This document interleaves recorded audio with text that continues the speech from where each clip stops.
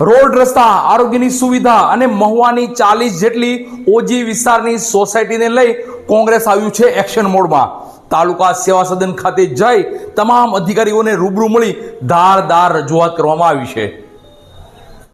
મહુવા શહેરને અડીને આવેલી Fatima society, Mehndibagh, wonder park, Maulana Abu Kalam Azad અને કિસાન સોસાયટી તેમજ ભવાનીનગર, ઘનશ્યામનગર ઉપરાંત જલારામનગર જેવી અંદાજિત 35 થી 40 જેટલી સોસાયટીઓના રહીશોની પાસે ભારતીય સંવિધાન મુજબના સ્થાનિક સ્વરાજ્યની ચૂંટણી માટેના ગણાતા ત્રીજા મતનો અધિકાર નથી।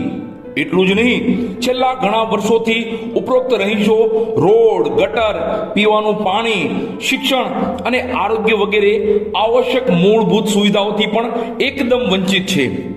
અંદાજિત મહુવા શહેરના ત્રીજા ભાગની વસ્તી વર્ષોથી હેરાન પરેશાન થઈ રહી છે। ભારતીય સંવિધાન મુજબ ભારતના દરેક નાગરિકોને ઉપરોક્ત મૂળભૂત પાયાની સુવિધાઓ મળવી જ જોઈએ અને તેની નૈતિક જવાબદારી સરકારી તેમજ તંત્રની હોય છે। જે રહીશો તે સુવિધા ન મળતી હોય તેઓ અન્ય દેશમાંથી આવેલા શરણાર્થી તરીકે જીવન પસાર કરી રહ્યા હોય તેવું લાગી રહ્યું છે। તેમજ મહુવામાં એસટી બસ સ્ટેશનથી બાયપાસ હાઈવે જોડતા મુખ્ય માર્ગ અત્યંત બિસ્માર હાલતમાં છે।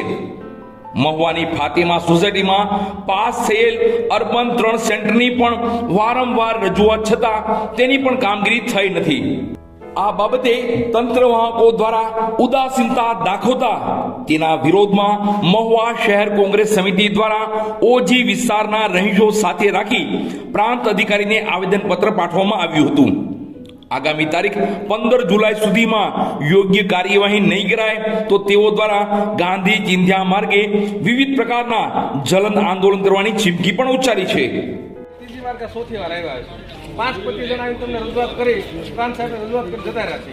અમે ગઈ 15 તારીખે આપણે લેખિતમાં જાણ કરેલી પ્રાંત સાહેબને કે 15 દિવસમાં પહેલી તારીખ સુધીમાં અમારો જે મેઇન પ્રશ્ન છે ઉમણિયા દેવળે નળવાળો રસ્તો જે હાઈવે રોડથી ટચ કરે એકદમ ખરાબ રસ્તો થઈ ગયેલો છે, એના માટે અમે લેખિતમાં 2 થી 3 વાર રજૂઆત કરી। પહેલો પ્રશ્ન। બીજો પ્રશ્ન અમારો એ છે કે અર્બન 3 ફાતિમા સોસાયટીમાં 2 વર્ષ પહેલા મંજૂર થઈ ગયેલી છે, એ આજ કરી કાલ કરી ઓપનિંગ થવા સુધીની તૈયારી થઈ ગયેલી હતી। મકાન રખાયું, ઓપનિંગ કરવા માટે અટકી ગયું, ત્યારથી આજ સુધીનું કોઈ આગળ કામ લીધું નથી। બીજો પ્રશ્ન અમારો આ છે। ત્રીજો પ્રશ્ન અમારો જે છે કે જે આ ઓજી એરિયા કહેવાય, જે ભવાનીનગર છે, ફાતિમા છે, વંડર પાર્ક એવા ઘણી સોસાયટી 44 થી 45 સોસાયટી મહુવાની છે, જે નગરપાલિકાના હદમાં ખરેખર વેલવી દેવી જોઈએ। જો નગરપાલિકાના હદમાં ભેળવે તો ગટર, પાણી, લાઇટ સુવિધા બધી એને મળે, પરંતુ આ લોકો કિન્નાખોરી રાખીને 30 થી 40 વર્ષથી આ રજૂઆત છે પણ કોઈ ધ્યાન દેતા નથી।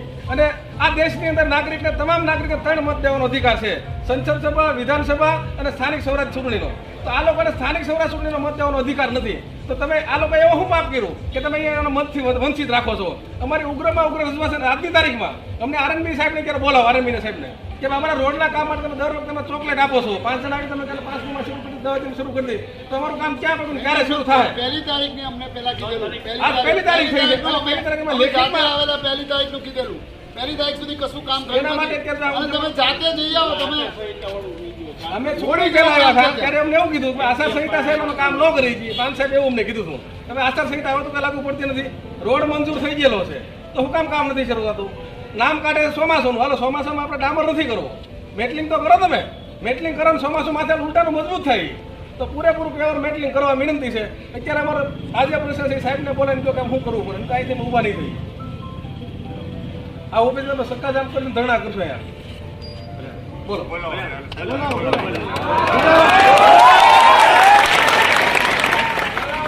જીએસબી છે ને નાનું ઝીણું મટીરિયલ હતું, હાર્ડ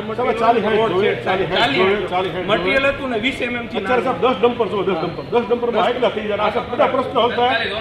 હા 10 ડમ્પર છો, આના માટે અમારે બીજો ધક્કો થાય છે કેટલા દિવસો તમે કરી 7 દિવસમાં થઈ જશે। ઓકે કરાવો અને રોલ સાથે મોકલવા। ઈ હું એજન્સી યાર કારણ કે તમારે જ કામ પડે, તમારે એને પ્રેશર કરવું પડે, તમારી જ છે, તમે સરકારની જ છે। જો તમને જે વસ્તુ લોકો આ કામ મંજૂર નથી, મંજૂર જે થઈ ગયેલું છે અને હજી વર્ક ઓર્ડર મળ્યો નથી કામને, બરોબર. હું એજન્સી પાસે બરોબર વર્ક ઓર્ડર નથી મળી ગયો તો વર્ક ઓર્ડર લાવવા માટે કોને કરવાનો? મને લેવા જવાનો છે કોને વર્ક ઓર્ડર? ડિપાર્ટમેન્ટ તો કરો ને સાહેબ, ક્યાં કે સાહેબ બીજી મારું જોવાનું? આપણે આચાર સંહિતા વાત થઈ, આચાર સંહિતા ટાઈમ છે? આચાર સંહિતા ગયા 1 મહિનો છો તો વર્ક ઓર્ડર લાવતા કેટલી વાર લાગે? સમજાવો. કોઈનો રસ્તો બની જાય, અમારો રસ્તો ના બને. ટેન્ડર મંજૂર થઈ ગયું, એજન્સીને અલ્ટિમેટમ આપ્યું છે ડિપોઝિટ ભરવા માટે, પણ એજન્સી જે ડિપોઝિટ ભરવા નથી. સસ્પેન્શન નો કાગળ લખો ને સાહેબ, એટલે તાર કરો તો એ આવી જાય સીધો તમારા નીચે પગ નીચે આવી જાય. આવે ને ઉપલી કચેરીએ હા, તો ઉપલી કચેરી લખો ને આ ફોટા મોકલો કે આટલું પબ્લિક આવીને કાદા રોડ કરે છે. વાત કરો ને, પણ અહીંયા જ વાત કરો ને સાહેબ, અહીંયા જ વાત કરો.